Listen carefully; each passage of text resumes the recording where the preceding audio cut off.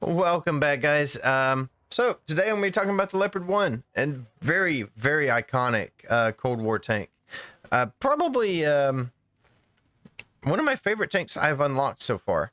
I did struggle a little bit with it, especially to begin with, but as I got all the field modifications, this thing kind of came into its own. I enjoy playing this tank. But, it has an interesting development history. Started in 1958. The Western Allies basically came up and said, "Hey, Germany, we really would like you to, start developing your military and have a military again, help defend against the Soviets." And the Germans said, "Sure, why not?" Um, Porsche ended up developing the Leopard, and it was a joint venture. Also, the French and the Italians joined in. The French and Italians both left before the Leopard one was finished, but I know the French, anyways, went on to develop the AMX 30B, utilizing a lot of the same concepts. I'm not sure what the Italians did. I apologize. I know absolutely nothing about Italian tank development, or military history in general. So, kind of a gap. I should really look into that.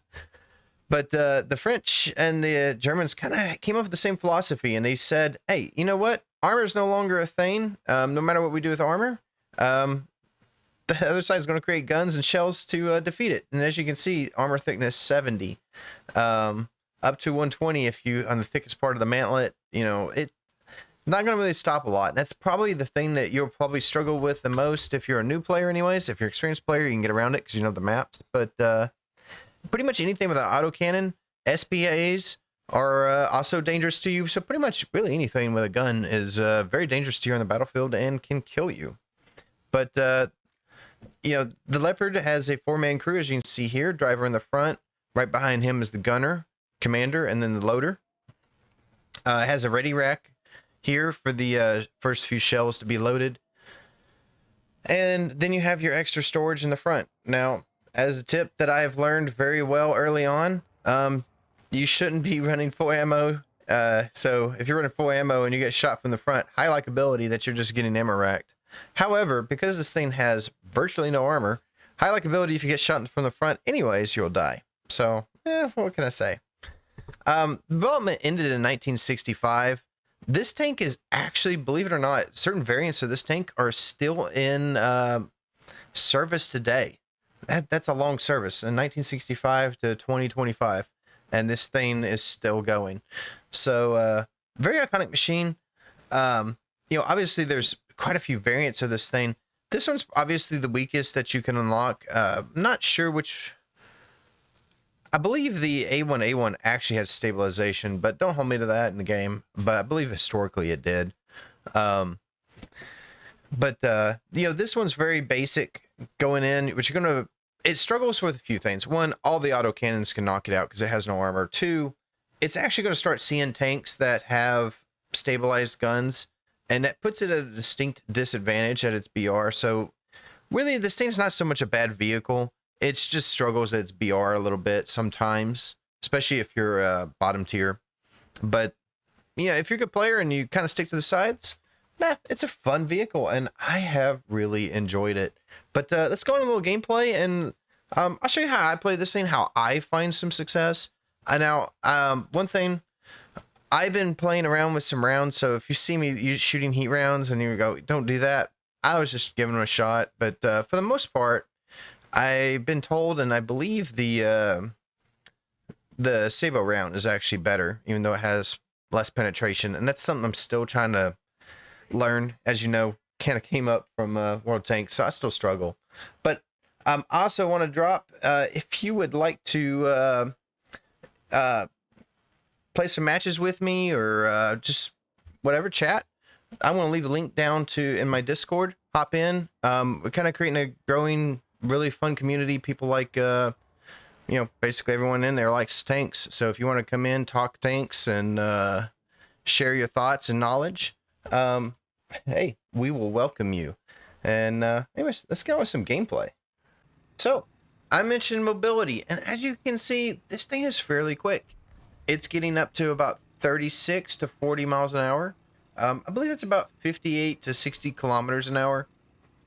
I live in the States, so as an American, I don't know why we had to come up with our own measurement system for literally everything, but we did. So I'll try to convert them as I go, but keep in mind I'm not that good at math in my head. But generally, when I'm playing this thing, I try to take up a position like this. Unfortunately, sometimes the stabilization got me there, and I should have just killed that tank that was like looking at me. But I really wanted to get this one out because HE rounds kind of frighten me when I'm in this thing. Unfortunately, I just knocked out the gun and a couple of crew members right there, but that's okay. It happens. So I finally decided it's time to make a play here, and I'm gonna go after this little thing around this rock that has the autocannon. I'm hoping he doesn't just obliterate my tank. This can be a little risky, but I felt it was worth it at this point in the battle anyways. And he tried to put it around me. Okay, easily knocked him out. Sacrificed my driver, and unfortunately I guess he was a worthy sacrifice in this case because I got the kill. And you know, hey, that's why they gave me 4 crew members, right? Use one of them. But yeah, now this position up here, I have found, and the few times that I can actually get up here anyways, I found a lot of success. I usually get a few kills when if I get up to this position. But it can be dangerous. You just have to see how the battle's kind of going. Oh, look at this. What? I'm getting... Oh my gosh, what was I aiming at? I don't know why I was thinking the shell would drop that much, because he was only like, what is that, like 200 meters, 150 meters? But, yeah, unfortunately, second time I knocked out his gun. Yeah, that thing is basically paper. I should have been able to kill him with the HE rounds, but, oh well. Oh, here we go. Okay. Now we're working. Second kill of the game. But yeah, as you can see, if you get to this position, you can cover so much. Ooh, cap. Nice. Aw. If I'd have hit a little bit further back, I probably would have hit his ammo rack and killed him. But I got an assist there. So I can't complain. That was a pretty good shot, I think. But picked up my another assist.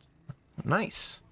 So when I'm in like heavy tanks or some tanks that have a little bit better, more chance of bouncing rounds, I do like getting the cap. Gives extra experience. Oh, is this guy oblivious? He is completely oblivious to the fact that I'm here. Yep, dead. Nice. As I picked up my 3rd kill, I got 3 kills, 2 assists. I'll take it. I can't honestly complain about that. So, what is a good game to me? Like, I know some people will be like, oh, 7 kills is a good game for me. Or at least a good round with a tank. That would be really, really nice. I don't think I've ever had 7 kills with 1 life. I'll get like 7 or 8 kills sometimes a match, and that's a really good match for me. I think in this match I ended up with 7 kills and 3 assists, I believe, which for me is a really good match. But generally I find if I get like 3 kills with a tank... Ooh, there's another one. So in this match I was actually trying out the heat round, so I need to be kind of careful because it won't go through walls. But if I can hit the machine gun, fire around... Okay, knocked out his engine, but now he's behind that building, so we'll see if he kind of pokes out again. I probably could have used the I'm gonna try to knock off some of this. I probably could have used the machine gun to or the artillery to kind of scare him out, but honestly I'm not very good at placing artillery round markers. That's the word I'm looking for. Markers. Oop, there's another one, and he is also oblivious to me. And shut down. But hey, 4 kills, 2 assists. I will take that. So, yeah, that's the Leopard 1 in a nutshell. Very squishy, pretty powerful gun, good mobility. Pretty honestly challenging to play, but in a fun way. It's not one that wants to make you pull your hair out or anything like that. But I want to bring it up again. If you're interested in joining my Discord, do so. Links down below. And like I said, I've had a lot of people come in.